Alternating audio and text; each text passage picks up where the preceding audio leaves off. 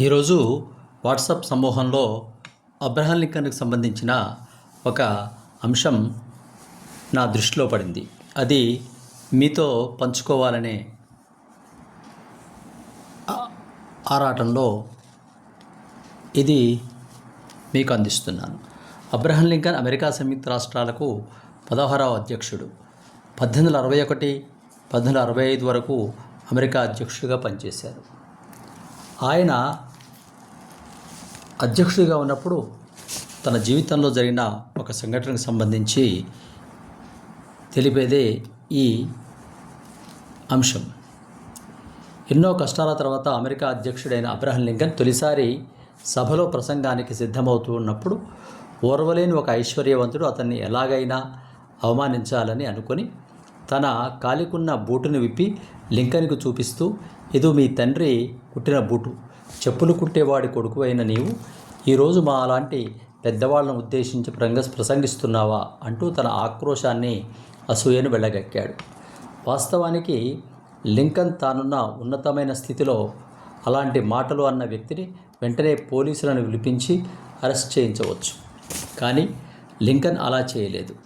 వెంటనే అతనికి సెల్యూట్ చేసి, ఇంతమంది పెద్దల సభలో తన తండ్రిని గుర్తు చేస్తున్నందుకు నేను మీకు రుణపడి ఉంటాను.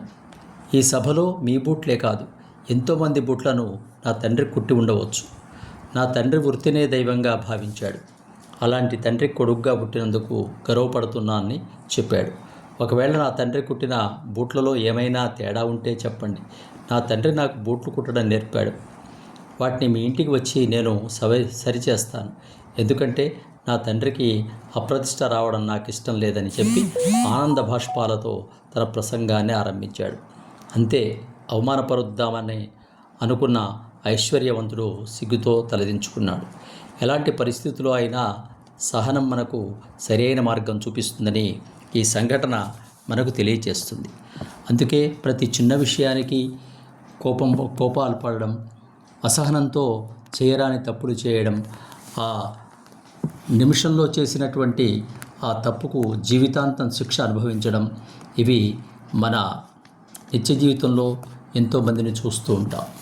అందుకే సహనానికి మించిన ఆయుధం లేదు అని ఈ అబ్రహాం లింకన్కి సంబంధించిన ఒక చిన్న సంఘటన ద్వారా మనం తెలుసుకోవచ్చు. ఇలాంటివి ఎన్నో సంఘటనలు గొప్పవాళ్ళ యొక్క జీవితంలో తారసపడుతూనే ఉంటాయి. వాటి ద్వారా మన నిత్య జీవితంలో సహనానికి ఎంత గొప్ప స్థానం ఉంది. అవమానం ఒకరు చేస్తే మనం దాన్ని స్వీకరించవలసిన అవసరం లేదని, అవసరమైతే దాన్ని తిప్పికొట్టి వారికే బుద్ధి వచ్చేటట్లుగా చేయవచ్చని ఈ సంఘటన ద్వారా మనకు తెలుస్తూనే ఉంది.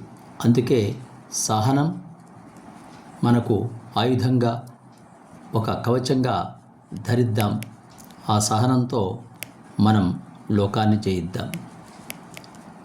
దీనిని దేవరపల్లి వాల్మీకి గోపాల్ అనేటువంటి వారు వాట్సాప్లో పంపినట్టుగా ఉంది. దాన్ని మా స్నేహితుడు నాకు పంపించారు. అది మీకు నేను అందిస్తున్నాను. సబ్స్క్రైబ్ ఆచార్య శ్రీశక్తి ఛానల్.